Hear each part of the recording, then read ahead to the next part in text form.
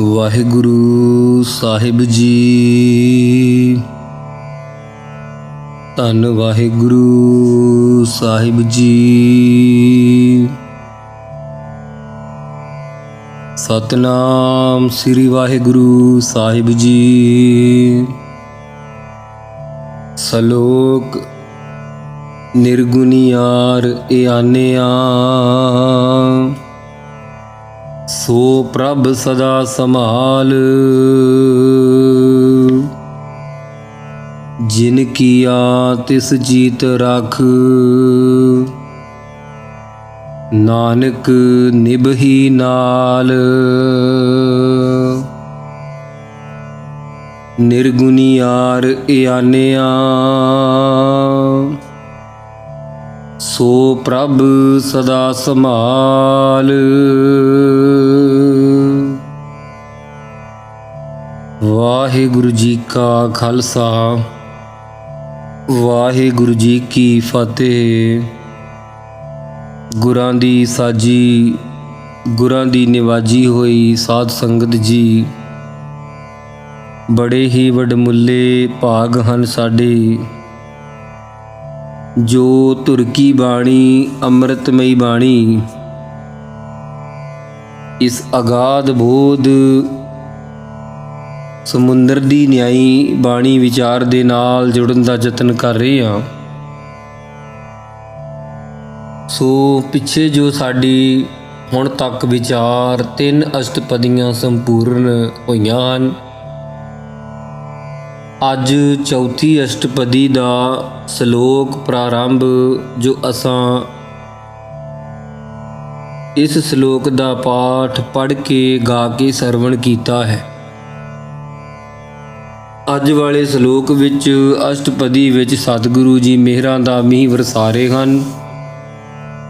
ਸ਼ਲੋਕ ਨਿਰਗੁਣੀਆਰ ਇਆਨਿਆ, ਸੋ ਪ੍ਰਭ ਸਦਾ ਸੰਭਾਲ। ਸਾਹਿਬ ਸ੍ਰੀ ਗੁਰੂ ਅਰਜਨ ਦੇਵ ਸਾਹਿਬ ਜੀ ਨੇ ਸੁਖਮਨੀ ਸਾਹਿਬ ਬਾਣੀ ਸਾਡੇ ਲਈ ਜਹਾਜ਼ ਬਣਾਇਆ ਹੈ, ਜਿਸ ਤੇ ਚੜ੍ਹ ਕੇ ਅਸੀਂ ਆਪਣੇ 8 ਪਹਿਰਾਂ ਦੇ ਸਵਾਸ ਸਫਲੇ ਕਰ ਸਕਦੇ ਹਾਂ। ਤੇ ਮਹਾਰਾਜ ਫਰਮਾਉਂਦੇ ਹਨ, ਇਹ ਜੀਵ ਸਤ ਸੰਤੋਖ ਦਇਆ ਧਰਮ ਵਿਚਾਰ ਆਦਿਕ ਗੁਣਾਂ ਤੋਂ ਨਿਰਗੁਣੀਆਰ, ਇਹ ਗੁਣਾਂ ਤੋਂ ਰਹਿਤ, ਇਹ ਅਗਿਆਨੀਆਂ, ਇਹ ਇਆਣਿਆਂ, ਉਹ ਵਾਹਿਗੁਰੂ ਸਦਾ ਰੱਖਿਆ ਕਰਨ ਵਾਲਾ ਪ੍ਰਭੂ ਹੈ। ਉਹਨੂੰ ਸਦਾ ਚੇਤੇ ਕਰਿਆ ਕਰ ਭਾਈ। ਅੱਗੇ ਸਤਿਗੁਰੂ ਫਰਮਾਉਂਦੇ, ਜਿਨ ਕੀਆ ਤਿਸ ਜੀਤ ਰਖ, ਨਾਨਕ ਨਿਭਹੀ ਨਾਲ। ਭਾਈ ਜਿਸ ਵਾਹਿਗੁਰੂ ਨੇ ਤੈਨੂੰ ਪੈਦਾ ਕੀਤਾ ਹੈ, ਮਨੁੱਖਾ ਦੇਹ ਬਖਸ਼ੀ ਹੈ, 84 ਲੱਖ ਜੂਨ ਤੋਂ ਉੱਤਮ ਇਸ ਦੇਹ ਨੂੰ ਦੇਵਤੇ ਵੀ ਪਏ ਤਰਸਦੇ ਹਨ ਕਿ ਸਾਨੂੰ ਮਨੁੱਖਾ ਜਨਮ ਮਿਲੇ, ਅਸੀਂ ਮੁਕਤ ਹੋ ਜਾਈਏ। ਤੈਨੂੰ ਮਨੁੱਖਾ ਦੇਹ ਮਿਲੀ ਹੈ, ਉਸ ਅਕਾਲ ਪੁਰਖ ਨੂੰ ਚੇਤੇ ਰੱਖ, ਇਹ ਤੇਰੇ ਨਾਲ ਨਿਭੇਗਾ, ਪਰਲੋਕ ਤੱਕ ਸਾਥ ਜਾਵੇਗਾ। ਸਤਿਗੁਰੂ ਜੀ ਕਹਿੰਦੇ ਤੇਰੇ ਨਾਲ ਨਿਭੇਗਾ, ਭਜਨ ਕੀਤਾ ਹੋਇਆ ਸਿਰ ਤੋੜ ਤੇਰੀ ਰੱਖਿਆ ਕਰੇਗਾ। ਅੱਗੇ ਸਤਿਗੁਰੂ ਜੀ ਮਿਹਰਾਂ ਦੇ ਦਾਤੇ ਕਿਰਪਾਲੂ ਦਾਤਾਰ ਪਾਤਸ਼ਾਹ ਜੀ ਇਸ ਅਸ਼ਟਪਦੀ ਦੇ ਰਾਹੀਂ ਇਸ ਸ਼ਲੋਕ ਦੀ ਵਿਆਖਿਆ ਕਰਦੇ ਹਨ। ਆਓ ਅਸੀਂ ਵਿਚਾਰ ਦੇ ਨਾਲ ਬੜਾ ਹੀ ਮਨ ਨੂੰ ਇਕਾਗਰ ਕਰਕੇ ਅਸ਼ਟਪਦੀ ਦਾ ਤਤ ਭਾਵ ਆਪਣੇ ਹਿਰਦਿਆਂ 'ਚ ਵਸਾਉਣ ਦਾ ਨਿਮਾਣਾ ਜਿਹਾ ਯਤਨ ਕਰੀਏ। ਅਸ਼ਟਪਦੀ ਰਮਈਆ ਕੇ ਗੁਣ ਚੇਤ ਭਰਾਨੀ। ਹਜ਼ੂਰ ਫਰਮਾਉਂਦੇ ਆ, ਇਹ ਪ੍ਰਾਣਾ ਧਾਰੀ ਜੀਵ, ਇਹ ਪ੍ਰਾਣੀ ਤਾਂ ਕਿਹਾ ਹੈ ਜੇ ਇਹਦੇ ਪ੍ਰਾਣ ਚੱਲਦੇ ਆ, ਜੇ ਇਸ ਦੇ ਪ੍ਰਾਣ ਚੱਲਦੇ ਤਾਂ ਇਹ ਪ੍ਰਾਣੀ ਹੈ। ਕੋਲ ਧਨ ਹੈ, ਇਹਦੇ ਸੰਬੰਧੀ ਹਨ ਕੋਲ, ਇਹਦੀ ਜਾਇਦਾਦ ਹੈ ਕੋਲ, ਇਹਦਾ ਪ੍ਰਤਾਪ ਹੈ। ਜੇ ਪ੍ਰਾਣ ਨਾ ਹੋਣ ਤਾਂ ਮੁਰਦੇ ਕੋਲ ਕੋਈ ਚੀਜ਼ ਨਹੀਂ ਹੁੰਦੀ। ਇਸ ਕਰਕੇ ਪ੍ਰਾਣੀ ਸ਼ਬਦ ਨਾਲ ਗੁਰੂ ਸਾਹਿਬ ਚੇਤੇ ਕਰਦੇ ਹਨ। ਰਮਈਆ ਜੋ ਰਮਿਆ ਹੋਇਆ ਪਰਮੇਸ਼ਰ ਵਾਹਿਗੁਰੂ ਹੈ ਭਾਈ, ਸਾਰਿਆਂ ਥਾਵਾਂ ਵਿੱਚ ਵਿਆਪਕ ਹੈ। ਉਹਦੇ ਗੁਣ ਉਪਕਾਰਾਂ ਨੂੰ ਚੇਤੇ ਕਰ, ਹੇ ਪ੍ਰਾਣਾ ਧਾਰੀ ਜੀਵ। ਕਵਨ ਮੂਲ ਤੇ ਕਵਨ ਦ੍ਰਿਸ਼ਟਾਨੀ। ਜਦੋਂ ਤੇਰਾ ਸਰੀਰ ਰਕਤ ਤੇ ਬਿੰਦ ਸੀ, ਜਿਸ ਨੂੰ ਕੋਈ ਛੂਹਣਾ ਨਹੀਂ ਚਾਹੁੰਦਾ, ਹੱਥ ਨਹੀਂ ਲਾਉਣਾ ਚਾਹੁੰਦਾ, ਉਸ ਤੋਂ ਤੇਰੀ ਕਿਹੋ ਜਿਹੀ ਨਰਮ ਰਹਿਣੀ ਦੇਹ, ਸੁੰਦਰ ਦੇਹ ਦੇਖਣ 'ਚ ਆ ਗਈ। ਬੜਾ ਸੁੰਦਰ ਸਰੂਪ ਬਣਾ ਦਿੱਤਾ ਤੇਰਾ ਉਸ ਸੱਚੇ ਪਾਤਸ਼ਾਹ ਜੀ ਨੇ। ਮਾਤਾ ਦੇ ਰਕਤ ਤੇ ਪਿਤਾ ਦੇ ਬਿੰਦ ਕਰਕੇ ਤੇਰਾ ਮੁੱਢ ਸੀ, ਮੂਲ ਸੀ। ਉਸ ਤੋਂ ਤੇਰਾ ਕਿਹੋ ਜਿਹਾ ਸਰੀਰ ਮਹਾਰਾਜ ਨੇ ਬਣਾ ਦਿੱਤਾ, ਬਣਾ ਕੇ ਵਿਖਾ ਦਿੱਤਾ, ਦੇਖਣ 'ਚ ਆ ਗਿਆ। ਜਿਨ ਤੂੰ ਸਾਜ ਸਵਾਰ ਸੀ ਗਾਰਿਆ। ਭਾਈ, ਜਿਸ ਵਾਹਿਗੁਰੂ ਨੇ ਤੈਨੂੰ ਸਾਜਿਆ ਹੈ, ਤੇਰੇ ਸੂਖਮ ਸਰੀਰ ਨੂੰ ਸਾਜਿਆ ਹੈ, ਅਤੇ ਫੇਰ ਤੇਰੇ ਸਥੂਲ ਸਰੀਰ ਨੂੰ ਸਾਜਿਆ ਹੈ, ਅਤੇ ਫੇਰ ਤੇਰੇ ਅੰਗਾਂ ਨੂੰ ਸੰਵਾਰਿਆ ਹੈ। ਹੱਥ ਪੈਰ ਅੱਖਾਂ ਕੰਨ ਲਾਏ ਨੇ ਤੇਰੇ, ਸੀ ਗਾਰਿਆ। ਜਿਵੇਂ ਅੱਖਾਂ ਦੇ ਅੱਗੇ ਪਲਕਾਂ ਲਾਈਆਂ, ਸਰੀਰ ਤੇ ਸੁੰਦਰ ਚਮੜੀ ਲਾਈ, ਕੇਸ ਰੱਖਿਆ ਕਰਨ ਵਾਸਤੇ ਮਾਸ ਤੋਂ, ਆਦ ਇਹ ਸ਼ਿੰਗਾਰ ਕੀਤਾ ਸੱਚੇ ਪਾਤਸ਼ਾਹ ਨੇ। ਜਿਸ ਵਾਹਿਗੁਰੂ ਨੇ ਪਹਿਲਾਂ ਅੰਗ ਦੇ ਕੇ ਸੰਵਾਰਿਆ, ਫਿਰ ਉਹਨਾਂ ਅੰਗਾਂ ਦੇ ਪ੍ਰਤੰਗ ਦਿੱਤੇ, ਉਹਨਾਂ ਕਰਕੇ ਤੈਨੂੰ ਸ਼ਿੰਗਾਰਨਾ ਕੀਤਾ ਹੈ। ਗਰਭ ਅਗਨ ਮਹਿ ਜਿਨ ਹੈ ਉਬਾਰਿਆ। ਭਾਈ, ਜਿਸ ਵਾਹਿਗੁਰੂ ਨੇ ਤੈਨੂੰ ਮਾਤਾ ਦੇ ਗਰਭ ਦੀ ਅੱਗ ਵਿੱਚ, ਜਿੱਥੇ ਰੋੜ ਮਾਤਾ ਦੇ ਕੱਚੇ ਖਾਧੇ ਹਜਮ ਹੋ ਜਾਂਦੇ ਆ, ਉੱਥੇ ਤੇਰੇ ਫੁੱਲਾਂ ਨਾਲੋਂ ਕੋਮਲ ਸਰੀਰ ਨੂੰ ਬਚਾਉਣਾ ਕੀਤਾ। ਅੱਗ ਦਾ ਸੇਕ ਨਹੀਂ ਤੈਨੂੰ ਲੱਗਾ ਮਹਾਰਾਜ ਦਾ ਸਿਮਰਨ ਕਰਕੇ। ਬਾਰ ਬੇਵਸਥਾ ਤੁਝੈ ਪਿਆਰੈ ਦੂਧ। ਇਹ ਜੀਵ, ਫਿਰ ਜਦੋਂ ਤੂੰ ਜਨਮ ਧਾਰ ਲਿਆ, ਬਾਲ ਅਵਸਥਾ ਵਿੱਚ ਤੇਰੇ ਲਈ ਦੁੱਧ ਦਿੱਤਾ ਮਾਤਾ ਦੇ ਸਤਨਾਂ ਵਿੱਚੋਂ, ਤੈਨੂੰ ਦੁੱਧ ਪਿਉਣਾ ਕੀਤਾ ਹੈ। ਭਰ ਜੋਬਨ ਭੋਜਨ ਸੁਖ ਸੂਦ।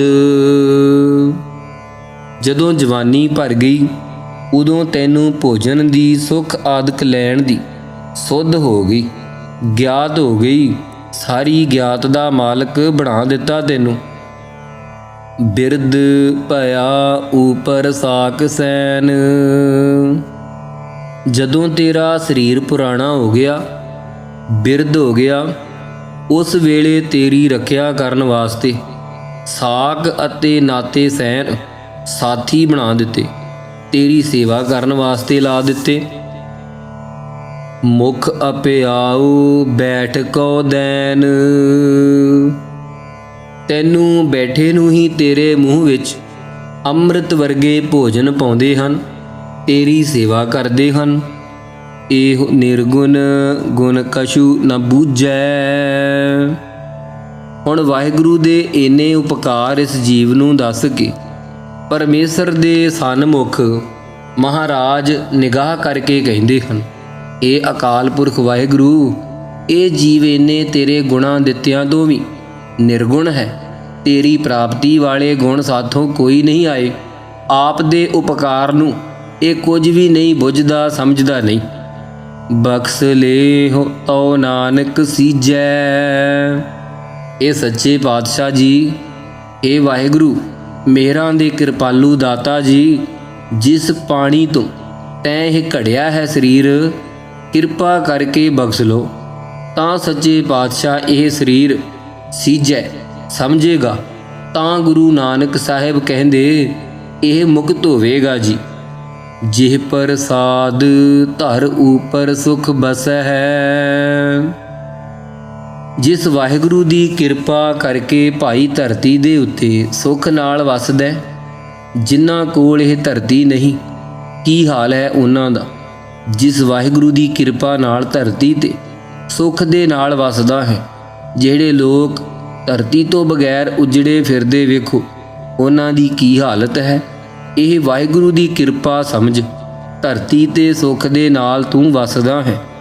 ਸੁਤ ਭਰਾਤ ਮੀਤ ਬਨਤਾ ਸੰਗ ਹਸੈ ਹੈ।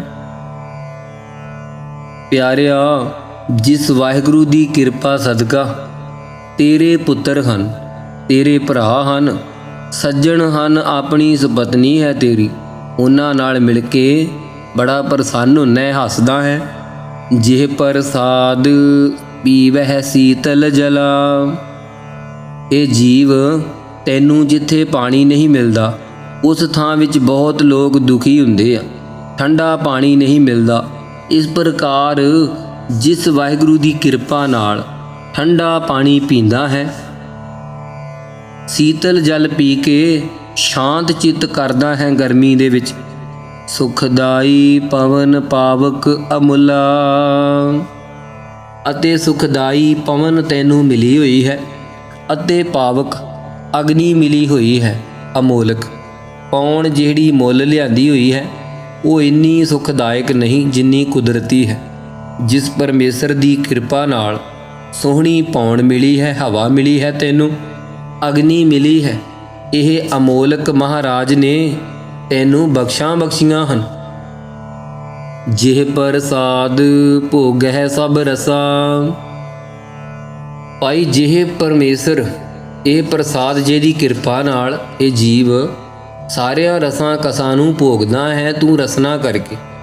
ਸਗਲ ਸਮਗਰੀ ਸੰਗ ਸਾਥ ਬਸਾ। ਸਾਰੀ ਤੇਰੇ ਕੋਲ ਜਿਹੜੀ ਸਮੱਗਰੀ ਸਮੁਦਾਇ ਪਦਾਰਥਾਂ ਦੇ ਵਾਹਿਗੁਰੂ ਨੇ ਦਿੱਤੇ ਆ, ਉਹਨਾਂ ਦੇ ਸਰੀਰ ਕਰਕੇ ਸੰਗੀ ਹੋ ਕੇ ਅਤੇ ਉਹ ਪਦਾਰਥ ਜਿਹੜੇ ਤੇਰੇ ਨਾਲ ਵਸਦੇ, ਤੂੰ ਉਹਨਾਂ ਦਾ ਸੰਗੀ ਹੋ ਕੇ ਵਸਦਾ ਹੈ। ਬਸਤਰ ਆਦਿ ਵੀ ਤੇਰੇ ਨਾਲ ਹਨ ਪਹਿਰਨ ਦੇ, ਸਰੀਰ ਢੱਕਣ ਵਾਸਤੇ ਵਿਸ਼ੇਸ਼ ਕਰਕੇ ਤੂੰ ਵਸ ਰਿਹਾ ਇਹਨਾਂ ਦੇ ਸਾਥ। ਦੀਨੇ ਹਸਤ ਪਾਵ ਕਰਨ ਨੇਤਰ ਰਸਨਾ। ਜਿਸ ਵਾਹਿਗੁਰੂ ਨੇ ਹੱਥ ਦਿੱਤੇ ਆ, ਜਿਨ੍ਹਾਂ ਦੇ ਹੱਥ ਨਹੀਂ ਉਹਨਾਂ ਦੀ ਕੀ ਹਾਲਤ ਹੈ, ਆਪ ਦੀ ਗਰਾਹੀ ਵੀ ਮੂੰਹ 'ਚ ਨਹੀਂ ਪਾ ਸਕਦੇ। ਪੈਰ ਦਿੱਤੇ ਆ ਤੇ ਕੰਨ ਦਿੱਤੇ ਆ ਸੁਣਨ ਵਾਸਤੇ ਮਹਾਰਾਜ ਦੇ ਜਸ ਨੂੰ। ਜਿਸ ਵਾਹਿਗੁਰੂ ਨੇ ਨੇਤਰ ਦਿੱਤੇ ਆ ਤੈਨੂੰ ਦਰਸ਼ਨ ਕਰਨ ਵਾਸਤੇ, ਰਸਨਾ ਦਿੱਤੀ ਹੈ ਮਹਾਰਾਜ ਦਾ ਨਾਮ ਜਪਣ ਵਾਸਤੇ, ਗੁਣ ਗਾਉਣ ਵਾਸਤੇ ਉਪਕਾਰ ਕੀਤਾ ਹੈ। ਤਿਸ ਹੈ ਤਿਆਗ ਅਵਰ ਸੰਗ ਰਚਨਾ। ਅਵਰ ਸੰਗ ਰਚਨਾ, ਏਡੇ ਉਪਕਾਰੀ ਵਾਹਿਗੁਰੂ ਨੂੰ ਛੱਡ ਕੇ ਤੂੰ ਅਵਰ ਹੋਰ ਚੀਜ਼ਾਂ ਨਾਲ ਰਚਿਆ ਰਹਿੰਦਾ। ਕਿੱਡੀ ਗਲਤੀ ਹੈ ਕਰ ਰਿਹਾ ਤੂੰ। ਐਸੇ ਦੋਖ ਮੂੜ ਅੰਧ ਬਿਆਪੇ। ਮਹਾਰਾਜ ਕਹਿੰਦੇ ਹੋਰ ਚੀਜ਼ਾਂ ਮਗਰ ਲੱਗ ਕੇ ਅੱਗੇ ਦੋਸ਼ ਉਸ ਨੂੰ ਲੱਗ ਰਹੇ, ਅੰਧਾ ਹੋ ਰਿਹਾ ਏ, ਮੂਰਖ ਬਣ ਰਿਹਾ ਇਹ। ਨਾਨਕ ਕਾਢ ਲੇਹੁ ਪ੍ਰਭ ਆਪੇ। ਸਤਿਗੁਰੂ ਸਾਹਿਬ ਜੀ ਕਹਿੰਦੇ ਆ ਕਿ ਉਸ ਨੂੰ ਤੁਸੀਂ ਆਪ ਦੇ ਜਾਣ ਕੇ ਆਪ ਹੀ ਕੱਢ ਲਓ ਇਸ ਭਵ ਸਾਗਰ ਤੋਂ, ਇਸ ਸੰਸਾਰ ਸਮੁੰਦਰ ਤੋਂ। ਇਹ ਵਾਹਿਗੁਰੂ ਸਾਹਿਬ ਤੋਂ ਬਖਸ਼ਾਉਣ ਵਾਸਤੇ ਬਚਨ ਕਰਦੇ ਹਨ। ਆਦ ਅੰਤ ਜੋ ਰਾਖਨ ਹਾਰ। ਫਿਰ ਜੀਵ ਨੂੰ ਸਤਿਗੁਰੂ ਸਾਹਿਬ ਜੀ ਕਹਿੰਦੇ ਕਿ ਜੀਵ ਮਾਤਾ ਦੇ ਗਰਭ ਵਿੱਚ, ਆਦ ਵਿੱਚ ਤੇ ਅੰਤ ਵੇਲੇ ਵੀ ਜਮਾ ਤੋਂ ਰੱਖਿਆ ਕਰਨ ਵਾਲਾ ਪਰਮੇਸ਼ਰ ਹੈ। ਤਿਸ ਸਿਓ ਪ੍ਰੀਤ ਨ ਕਰੈ ਗਵਾਰ। ਭਾਈ ਏਡਾ ਵੱਡਾ ਗਵਾਰ ਮੂਰਖ ਝੱਲਾ ਬੇਸਮਝ ਹੈ ਤੂੰ, ਉਸ ਪਰਮੇਸ਼ਰ ਨਾਲ ਪ੍ਰੀਤੀ ਨਹੀਂ ਕਰਦਾ ਹੈ। ਜਾ ਕੀ ਸੇਵਾ ਨਵ ਨਿਧ ਪਾਵੈ। ਜਿਸ ਪਰਮੇਸ਼ਰ ਦੀ ਸੇਵਾ ਭਗਤੀ ਕਰਕੇ 9 ਨਿਧੀਆਂ ਸਤਿਗੁਰੂ ਜੀ ਕਹਿੰਦੇ ਪਦਮ ਮਹਾਪਦਮ ਸਾਰੀਆਂ ਤੂੰ ਪਾ ਲਵੇਂਗਾ ਆਦਿਕ। ਤਾਸਿਓ ਮੂੜਾ ਮਨ ਨਹੀਂ ਲਾਵੈ। ਭਾਈ ਏਡਾ ਮੂੜਾ ਮੂਰਖ ਹੈ, ਬੇਸਮਝ ਹੋ ਰਿਹਾ ਤੂੰ। ਉਸ ਦੇ ਨਾਲ ਮੂਰਖਾ ਆਪਣੇ ਮਨ ਨੂੰ ਲਾਉਂਦਾ ਕਿਉਂ ਨਹੀਂ। ਜੋ ਠਾਕੁਰ ਸਦ ਸਦਾ ਹਜੂਰੇ। ਜੋ ਠਾਕੁਰ ਅਕਾਲ ਪੁਰਖ ਸੁਆਮੀ ਮਾਲਕ, ਉਤਪਤੀ ਕਰਨ ਵਾਲਾ, ਲੈਤਾ ਕਰਨ ਵਾਲਾ, ਸਦ ਸਦਾ ਹਮੇਸ਼ਾ ਹੀ ਸਤਿਗੁਰੂ ਨੇੜੇ ਤੋਂ ਨੇੜੇ ਸਾਹਮਣੇ ਹੈ।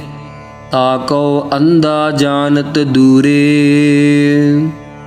ਪਰ ਇਸ ਝੱਲੇ ਮੂਰਖ ਦੀ ਸਮਝ ਦੇਖੋ, ਇਹ ਉਸ ਪਰਮੇਸ਼ਰ ਨੂੰ ਅੰਨਾ ਹੋਣ ਕਰਕੇ ਅੱਖਾਂ ਦੇ ਹੁੰਦਿਆਂ ਹੋਇਆਂ ਅਗਿਆਨ ਰੂਪੀ ਅੰਨਾ ਹੈ। ਉਸ ਵਾਹਿਗੁਰੂ ਨੂੰ ਦੂਰ ਜਾਣਦਾ ਹੈ। ਜਾ ਕੀ ਟਹਿਲ ਪਾਵੈ ਦਰਗਹਿ ਮਾਨ। ਜਿਸ ਮਹਾਰਾਜ ਦੀ ਭਜਨ ਬੰਦਗੀ ਕਰਕੇ ਦਰਗਾਹ ਦੇ ਵਿੱਚ ਤੂੰ ਸਤਿਕਾਰ ਪਾਵੇਂ, ਸੱਚਖੰਡ ਦੇ ਵਿੱਚ ਤਿਸਹਿ ਬਿਸਾਰੈ ਮੁਗਧ ਅਜਾਨ।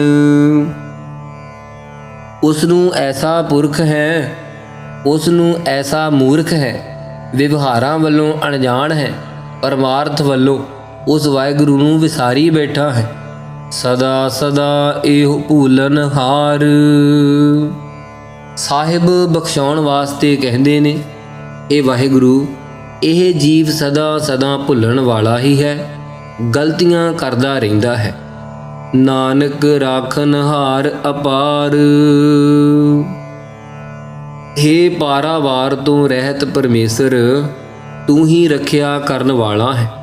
ਕਿਰਪਾ ਕਰ, ਆਪ ਹੀ ਰੱਖਿਆ ਕਰ। ਸੋ ਸਾਧ ਸੰਗਤ ਜੀ, ਇਹ ਸੀ ਇਹ ਚੌਥੀ ਅਸ਼ਟਪਦੀ ਦੀ 3 ਪਦਿਆਂ ਤੱਕ ਵਿਚਾਰ। ਔਰ ਕੱਲ ਨੂੰ ਅਸੀਂ ਚੌਥੀ ਅਸ਼ਟਪਦੀ ਦੇ ਜੋ ਚੌਥੀ ਪੌੜੀ ਤੋਂ ਆਰੰਭਤਾ ਕਰਾਂਗੇ, ਜਿਸ ਦੀ ਆਰੰਭਤਾ ਰਤਨ ਤਿਆਗ ਕੌਡੀ ਸੰਗ ਰਚੈ ਤੋਂ ਹੋ ਰਹੀ ਹੈ। ਉਹ ਅਸੀਂ ਕੱਲ ਨੂੰ ਕਰਾਂਗੇ। ਇੱਥੇ ਹੀ ਅਸੀਂ ਫਤਿਹ ਬੁਲਾਉਂਦੇ ਹਾਂ। ਭੁੱਲਾਂ ਚੁੱਕਾਂ ਦੀ ਖਿਮਾ ਸਾਧ ਸੰਗਤ ਜੀ, ਗੁਰਬਾਣੀ ਪੜ੍ਹਦਿਆਂ ਕੋਲੋਂ ਗੁਰਬਾਣੀ ਸਾਹਿਬ ਜੀ ਨੂੰ ਗਾਉਂਦਿਆਂ ਵਿਚਾਰ ਕਰਦਿਆਂ ਆਪ ਸੰਗਤ ਦੇ ਵਿੱਚ ਵਿਚਰਦਿਆਂ ਏਕ ਨਹੀਂ ਅਨੇਕਾਂ ਪ੍ਰਕਾਰ ਦੀਆਂ ਭੁੱਲਾਂ ਚੁੱਕਾਂ ਗਲਤੀਆਂ ਹੋ ਜਾਂਦੀਆਂ ਹਨ। ਆਪ ਸਾਧ ਸੰਗਤ ਜੀ ਬਖਸ਼ ਲੈਣਾ। ਸੋ ਦਾਸਰਿਆਂ ਨੂੰ ਬੱਚੇ ਅਣਜਾਣ ਬੱਚੇ ਜਾਣ ਕੇ ਮੁਆਫ ਕਰ ਦੇਣਾ। ਅੱਗੇ ਤੋਂ ਸਮੱਤ ਬਖਸ਼ਣੀ। ਧੰਨ ਧੰਨ ਸ੍ਰੀ ਗੁਰੂ ਗ੍ਰੰਥ ਸਾਹਿਬ ਮਹਾਰਾਜ ਜੀ ਗੱਦੀ ਤੇ ਬਿਰਾਜਮਾਨ ਸਤਿਗੁਰੂ ਬਖਸ਼ ਲੈਣ। ਆਓ ਇਸ ਚੌਥੀ ਅਸ਼ਟਪਦੀ ਦੀ ਜੋ ਅਸੀਂ ਤੀਜੀ ਪੌੜੀ ਤੱਕ ਸਮਾਪਤੀ ਕੀਤੀ ਹੈ, ਤੀਜੇ ਪਦੇ ਤੱਕ, ਉਹਨਾਂ ਪੰਕਤੀਆਂ ਨੂੰ ਅਸੀਂ ਦੁਬਾਰਾ ਪੜ੍ਹ ਕੇ ਗਾ ਕੇ ਸਰਵਣ ਕਰਨਾ ਕਰੀਏ ਜੀ।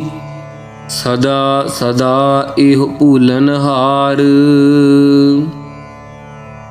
ਨਾਨਕ ਰਾਖਨ ਹਾਰ ਅਪਾਰ। ਵਾਹਿਗੁਰੂ ਜੀ ਕਾ ਖਾਲਸਾ, ਵਾਹਿਗੁਰੂ ਜੀ ਕੀ ਫਤਿਹ।